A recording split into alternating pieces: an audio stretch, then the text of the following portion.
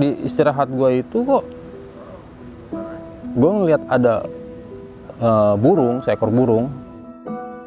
Tapi burung itu malah kayak nuntun gue gitu, ngasih tahu jalur gitu.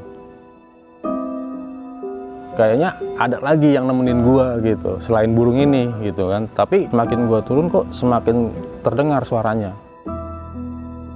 Pas gua ngelihat ke sebelah kanan gua kok itu ada kayak ada binatang yang warnanya hitam. Kok ini macan gitu yang nemenin gua. Burung itu ikut jalan turun ke bawah, si macan itu ikut turun ke bawah juga.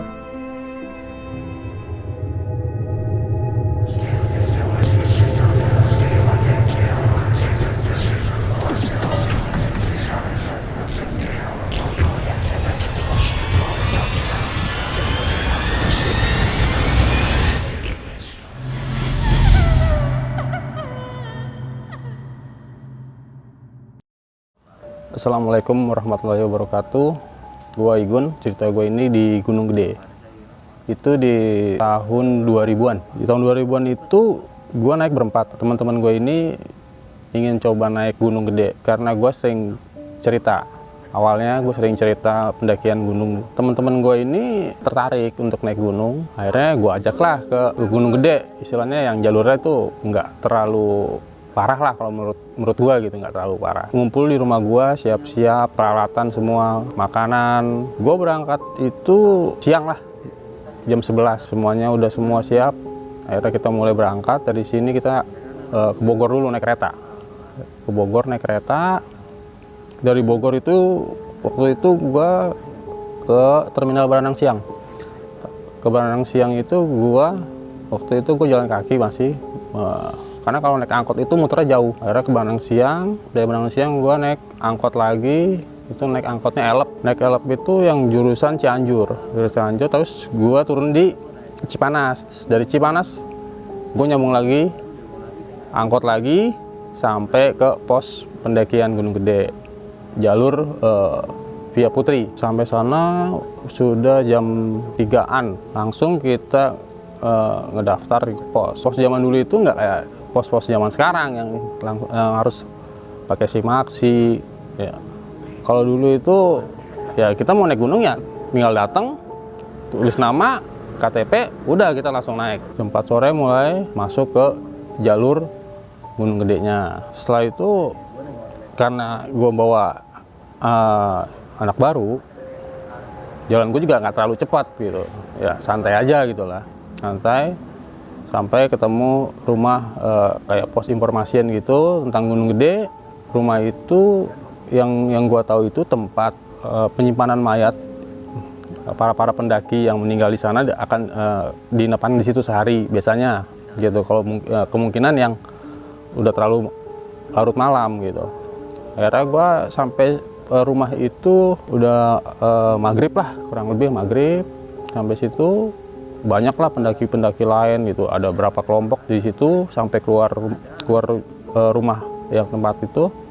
Di dalam rumah pun waktu itu ramai juga, nggak sepi karena kan posisinya waktu itu pendakian gue itu di waktu libur sekolah, jadi banyaklah pendaki-pendaki. Tapi kok di dalam keramaian itu terjadilah suatu keanehan. Awalnya itu mereka bercanda-canda gitu, bercanda-canda sama teman-temannya, biasalah bercanda-bercandaan para pendaki. Nah, di salah satu temennya dia itu ada yang kesurupan, yang tadinya ketawanya biasa, ketawa senang gitu, tiba-tiba kok ketawanya aneh gitu.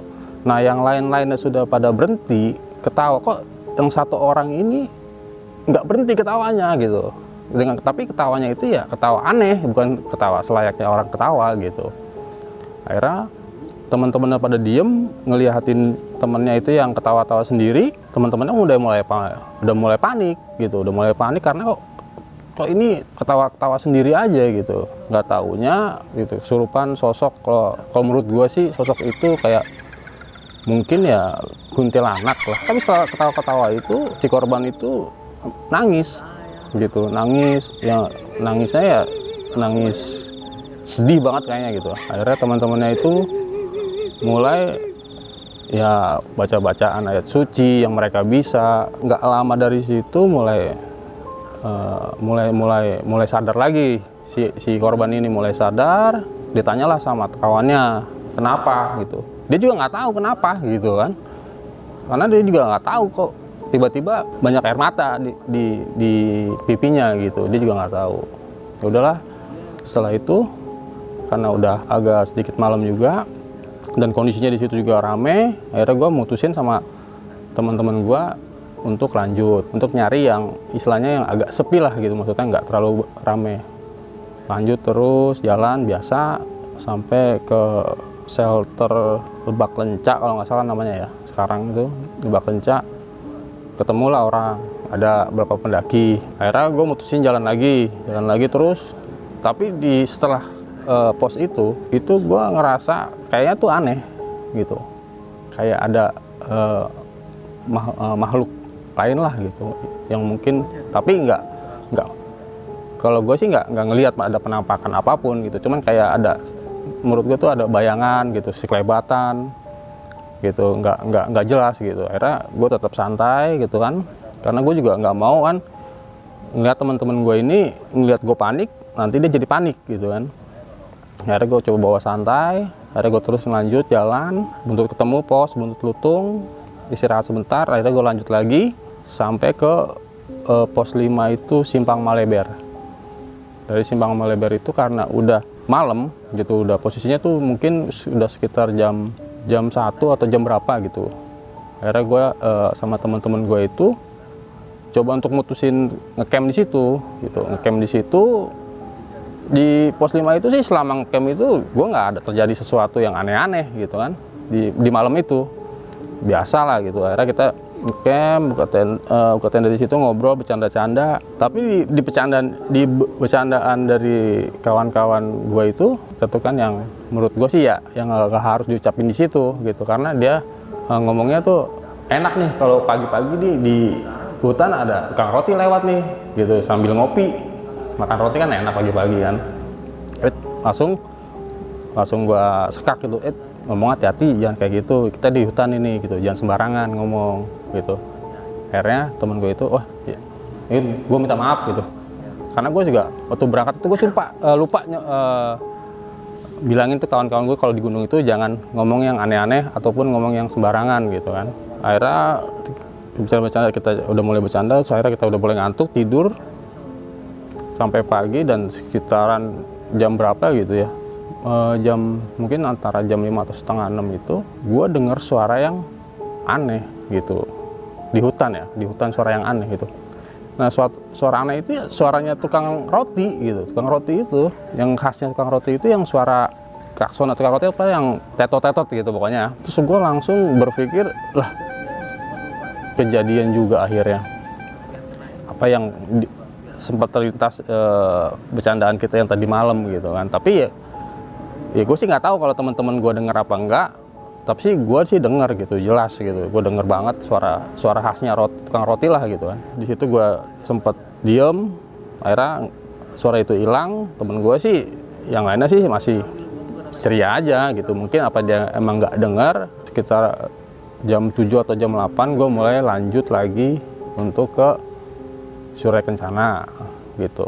Surya Kencana, gue sampai Surya Kencana itu badan gue kok kerasanya tuh nggak enak gitu. Gue agak sedikit meriang lah, kalau kita bilang kita meriang lah gitu. Cuman gue nggak ngomong sama teman-teman gue waktu itu, pas lagi baru masuk gue masih tetap biasa gitu. Akhirnya kita jalan terus sampai ke alun-alun barat untuk masuk ke jalur puncak itu. Gue ngecamp di situ, buka tenda di situ. Baru gue di situ gue ngomong sama teman-teman gue. Gue bilang, gue kayaknya nggak bisa lanjut nih untuk nemenin lu ke puncak, karena posisi badan gue nih ngedrop gitu, kayaknya badan gue nggak enak gitu. Gue bilang gitu. Aduh, temen gue sempat nanya gimana gue nih, gue belum tahu jalurnya. Gue bilang itu jalur ke puncak udah nggak ada pecahan lagi, itu hanya satu jalur, dan itu pasti ke puncak Gunung Gede. Kalau nggak, lu nanti cari barengan untuk naik ke puncak dari tim lain, karena kan banyak di situ pendaki-pendaki lain yang mau ke puncak juga. Mereka ke puncak dengan pendaki-pendaki lain. Akhirnya gue tetap di bawah, akhirnya gue tiduran, gue salah. gue bergerak gue salah. Tapi kalau gue tiduran pasti badan gue akan semakin drop karena suhunya waktu itu lumayan dingin gitu kan. Gue sambil nungguin mereka ya gue bikin kopi gitu kan, yang rokok gitu. Akhirnya nggak lama udah agak sore, teman-teman gue datang karena dia udah sampai puncak. Mulai kita ya bercanda lah, biasa lah gitu, bercanda ngobrol-ngobrol gitu sampai malam. Kita nginep di sana di Surya Kencana itu. Cuman gue posisinya itu di alun-alun barat itu, posisi gue deket jalur untuk ke arah puncak gitu. Dan yang lain-lainnya itu ya di bawah tuh, di tengah, ada yang di timur gitu. Akhirnya sampailah jam 9 atau jam 10 malam itu ada sesuatu yang aneh di situ. Dari pendaki lain ada yang teriak-teriak. Gua sama teman-teman gua keluar tenda, ngelihat ada apa, nggak taunya ada yang teriak babi gitu kan. Akhirnya gua turun ke bawah sama teman-teman gua juga. Gua ngelihat di situ, gua kok tendanya berantakan gitu, berantakan. Ada yang sobek tendanya gitu, ada yang berantakan. Terus gue tanya sama yang punya tenda itu, kenapa bang? Ini ada babi. Dia bilang gitu. Emang gue waktu itu sih nggak ngelihat babinya, cuman dia bilang ini ada babi. Iya. Cuman babinya ini nggak umum gitu, nggak selayaknya babi biasa gitu. Babinya kayak gimana bang? Kurang lebih babinya itu ya sepundak gua gitu. Kurang lebih sepundak gua, dia bilang gitu ya. Orang itu ya tingginya sama lah sama gua gitu, sepundak gua. Tinggi amat bang, gua bilang. Terus apaan bang yang diambil sama si babi itu? Yang diambil keril yang isinya pakaian. Kalau babi pada umumnya kan paling yang diambil itu makanan yang dibawa para pendaki gitu kan, yang diambil. Tapi kok ini yang diambil ini tas keril yang isinya pakaian gitu. Nah di situ gue juga udah curiga, kok ini babi ngambil tas keril yang ada pakaiannya, ini babi bener atau babi jadi-jadian gitu. Dan keril itu sempat dibawa sama si babi itu, sempat dibawa dengan jarak dari tendanya mereka mungkin jarak 5 meteran lah gitu, nggak sempat ke bawah terus gitu. Akhirnya gue balik lagi ke tenda, agak sedikit begadang karena takutnya si babi ini balik lagi gitu kan. Sampailah malam, terus sampai jam 2 akhirnya gue mutusin udahlah kita tidur aja karena kita udah pagi gitu kan, karena kan kita besok harus turun, kita takut kecapean dan posisi gue juga lagi, badan gue lagi nggak enak gitu kan. Akhirnya kita tidur sampai pagi gitu. Akhirnya bangun seperti biasa, makan, bikin kopi gitu kan. Akhirnya mulai gue turun itu jam 10 gue turun, posisinya kabut yang bener-bener tebel, nggak bisa di jarak pandang, mungkin jarak pandangnya cuman 2 meter lah gitu, cuman 2 meter lah kabut itu. Ya kalau menurut gue sih kabut ini biasa lah mungkin kalau di gunung gitu kan. Akhirnya gue tetap turun, tapi badan gue tuh semakin drop gitu, semakin lelah kayak badan gue gitu kan, makin gak enak. Pas mulai masuk jalur penurunan setelah Surya Kencana itu, gue bilang sama teman gue kayak posisi badan gue nggak enak nih, tolong bawain tas keril gue gitu. Akhirnya dibawain lah sama teman gue. Lalu kalau mau turun duluan, turun aja duluan, kayaknya gue agak lambat nih jalannya, kalau badan posisi gue nggak enak gitu. Nggak apa-apa gue, nggak apa-apa. Akhirnya gue suruh dia jalan duluan. Kalau emang lu nggak ada pecahan jalan yang lu nggak inget waktu naik, lu berhenti aja nungguin gue bilang gitu. Akhirnya udah turun. Akhirnya gue ketemu lagi sama mereka itu di shelter 5 itu, karena kan gue nggak nembusin ke Cibodas karena gue balik lagi ke Cipanas kan. Akhirnya gue ketemu lagi di shelter 5 sama teman-teman gue itu, istirahat dulu di situ, mulai kita lanjut lagi. Nah akhirnya teman gue itu gue suruh jalan duluan lagi gitu kan, jangan gak usah nungguin gue karena mungkin gue jalannya agak lambat gitu kan, jalan aja duluan, gue nggak apa-apa sendiri gitu. Nah dari shelter 5 itu gue turun, itu udah mulai rasa keanehan. Posisi waktu itu kan Gunung Gede itu lagi banyak pendaki, rame, kok ini kok tiba-tiba sepi gitu, hening gitu kan, kayak nggak ada pendaki-pendaki lain gitu kan. Mungkin udah marah sampai pendaki-pendaki lain dan nggak ada yang nggak ada yang naik lagi gitu kan. Ya udah gue tetap turun sampai ke shelter 4 itu Buntut Lutung. Gue nggak ketemu temen gue juga gitu, mungkin temen gue langsung gitu kan. Akhirnya gue istirahat sebentar, gue cuman bawa air putih waktu itu turun. Di istirahat gue itu kok gue ngeliat ada burung, seekor burung, cuma satu gitu burung itu. Mungkin kalau gue bilang itu burung gagak gitu, burung gagak yang lagi nyari makan lah di bawah gitu. Gue liatin aja tuh burung kan, wah udahlah biarin, itu kan karena burung gitu kan, karena di hutan umum lah burung itu.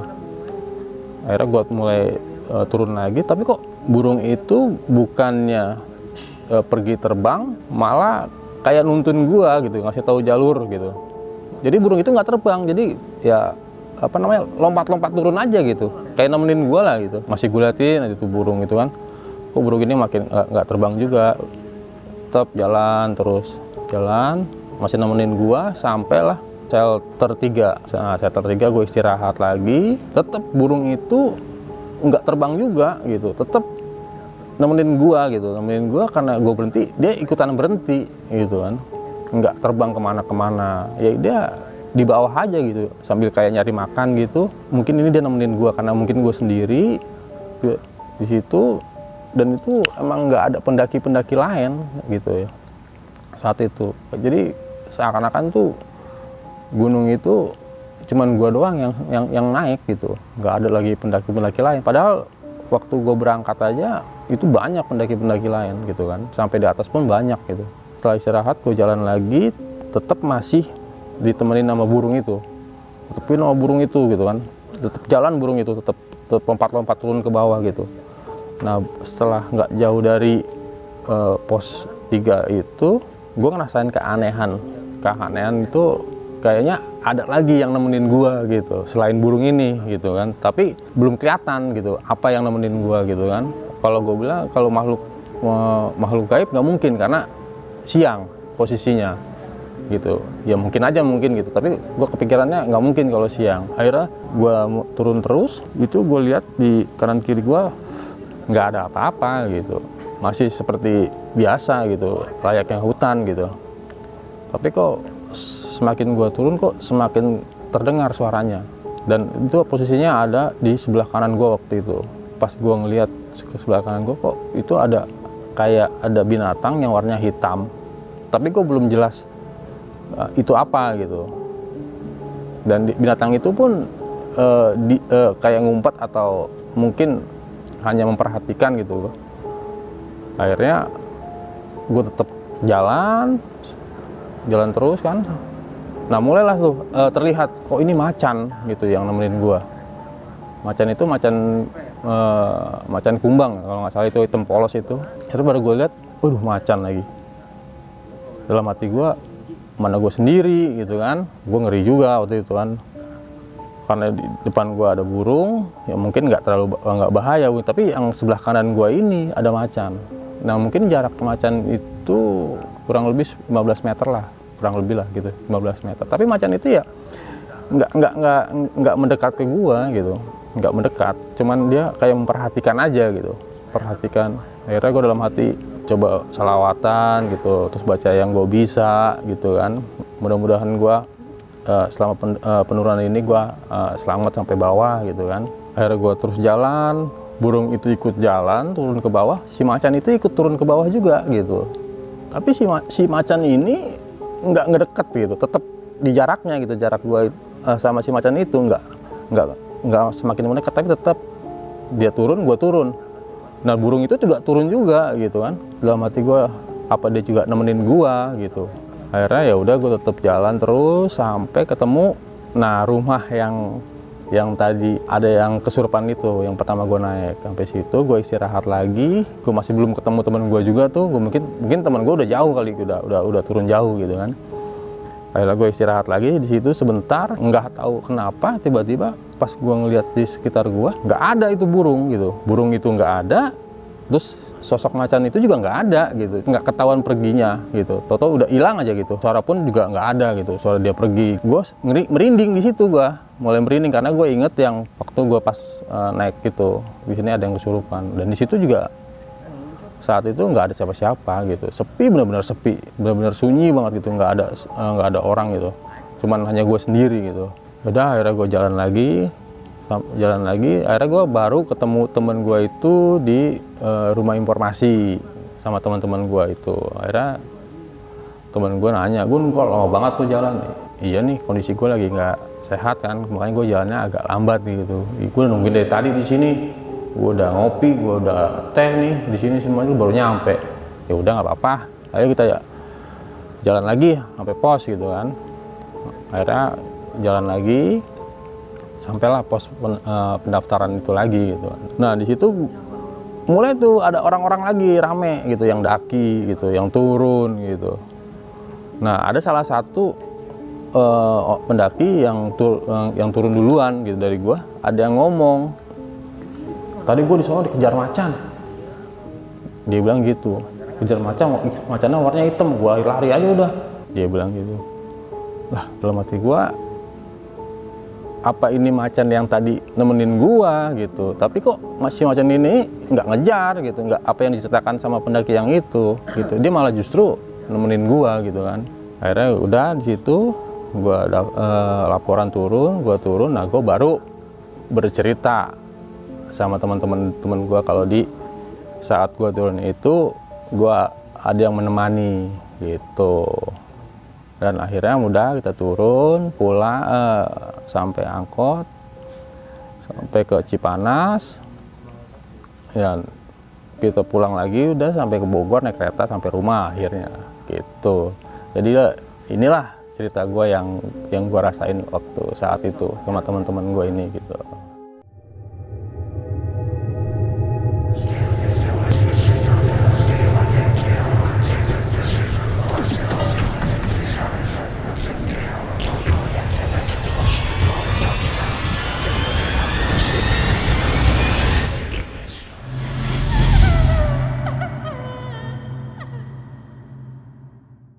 Itu teman-teman semua pengalaman dari Bang Igun ketika melakukan pendakian ke Gunung Gede pada tahun era 2000-an, Bang. 2000-an. Di sini memang bukan banyak juga sih ya, bisa dikatakan ada kejanggalan, Bang ya. Yaitu baru pertama kali ke Gede aja ada rekan Abang nih mengalami suatu kejadian bisa dikatakan kesurupan gitu, Bang ya. Itu lokasinya tadi tepatnya nih, Bang, di lokasinya di pos berapa tuh, Bang? Itu kalau sekarang ya katanya sih ya pos itu menjadi pos 1, jadi rumah kayak rumah gitulah, pokoknya bener-bener rumah gitu. Jadi rumah itu ya tempat, kalau dulu sih katanya sih itu tempat untuk penyimpanan mayat yang meninggal di situ pada zaman dulu gitu. Dan memang bisa dikatakan katanya kuntilanak ya. Kalau menurut pribadi gue itu kayaknya itu sih sosok kuntilanak. Soalnya tadi gerak-geriknya ya, dari ketawanya gitu kan. Dari ketawanya. Pas pendakian ke Gunung Gede ini, Abang mengajak rekannya yang memang baru pertama kali naik gunung ya. Baru pertama kali. Dan mulai pergerakan itu ke atas sekitar sore, Bang ya? Sore ya? Jam 4 mulai pendakian. Mulai otomatis kan ketemu malam nih, Bang. Ketemu malam, iya. Dari pos 1, ke pos 2, ke pos 3 sampai akhirnya ngecamp dulu di Simpang Meleber. Simpang Meleber di pos 4 berarti ya. Pos 5. Pos 5 Simpang Meleber. Nah, di sini barulah besokannya ke Surya Kencana. Dan memang ada satu rombongan pendaki bahwa tendanya itu bisa dikatakan diacak-acak nih. Iya, acak-acak lah. Diacak-acak kayak gitulah. Yang biasanya kan ngacak-ngacak pindahin tuh babi gitu kan. Tapi ketika ditanya sama Abang, hitam tapi sepundak saya lah. Sepundak lah gitu dia bilang sih, pundak tingginya gitu. Nggak layak nggak layaknya umumnya babi tuh ya. Yang paling semana sih tingginya. Gitu. Dan di sini biasanya misalkan babi nih, Bang ya. Biasanya ngambilin logistik dong. Oh iya, paling ini makanan gitu. Iya, ini malah baju pakaian. Jadi yang diambil itu waktu itu ya, tas yang isinya baju gitu. Tas-tasnya pun udah nggak ada tuh, Bang ya. Tas-tasnya dibawa, gitu. Tas-tasnya yang dibawa, dan tasnya itu ya isinya pakaian, bukan makanan, gitu. Mungkin saat itu Abang berpikirnya bahwa emang itu babi atau bukan tuh saat lihat kondisi seperti itu?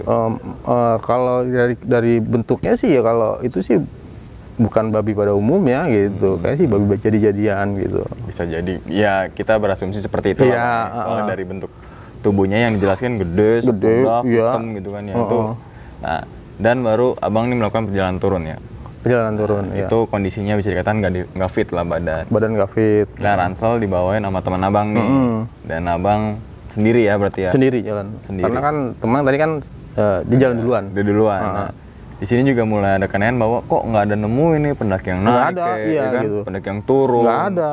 Oke, Sepi. oke. Jadi kondisi ini sama yang gue pernah ceritain di area sana itu yang gue di Gunung Salak. Oke. Itu kalau dulu emang itu masuk ke dunia Alam lain kayak alam lain lah gitu. Gitu. Kayak seperti itulah gitu. Cuman kondisinya ya ini tetap nemuin jalan gitu, tetap jalan seperti biasanya. Jalan umumnya aja bener ya. Kalau di Gunung Salak itu kan gua emang nggak ada jalan, jadi gua cuma di area situ aja. Kayak diputerin atau gimana kita nggak tahu kan. Nah, dan terus ketemu sama burung jalak. Burung gagak. Burung gagak.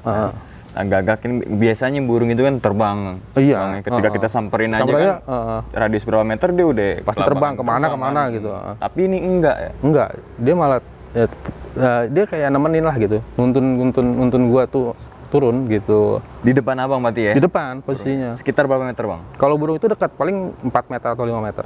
Dia celuk? Iya gitu, celuk nggak terbang kemana gitu enggak. kan? Oke. Jadi dia celuk lompat turun gitu, terus ke bawah gitu. Dan gak lama setelah itu burung ada sedikit suara aneh gitu. Suara aneh. Di sebelah kanan. Kanan abang nih. Sebelah kanan. Itu jaraknya ya sekitar 10 meter atau 15 meter lah gitu. Oke. Dan itu belum kelihatan bang ya? Belum itu masih bentuknya belum kelihatan, masih suara aja. Suara aja. Abang sempat kepo lah berkata, ini suara apa sih gitu kan, pasti kan. Itu masih gue lihat kanan kiri tuh masih nggak kelihatan, masih nggak ada apa-apa gitu. Mungkin ya masih biasa lah gitu. Dan sampai akhirnya kelihatan sedikit-sedikit tuh bang ya. Nggak kelihatan sedikit, wah baru jelas gitu. Dan itu nggak taunya itu macan gunung warnanya hitam. Kalau nggak salah ya itu kalau kita bilang macan kumbang lah. Macan kumbang, iya gitu. Itu ketika bener-bener ngeliat full nih bang ya, apakah tuh macannya ngeliatin abang nih seakan-akan gitu, atau dia emang kayak aktivitas kayak nyari makan gitu tuh bang? Kalau macan itu dia merhatiin gua gitu, dia ngeliat juga ke gua, dan gua juga ngeliat ke dia, gitu. Oke. Gitu. Jadi abang berhenti, dia ikut berhenti. Gitu? Abang jalan, dia ikut jalan gitu. Dan dia nggak keluar maksudnya nggak agak pergi jauh tapi benar beriringan aja gini ya? Iya beriringan gitu. Abang di jalur pendakian, dia agak di sebelah kanan. Iya di jalur hutannya lah gitu. Dia ngikutin terus sampai bawah. Dan dia nggak ngejauh, nggak ngedekat.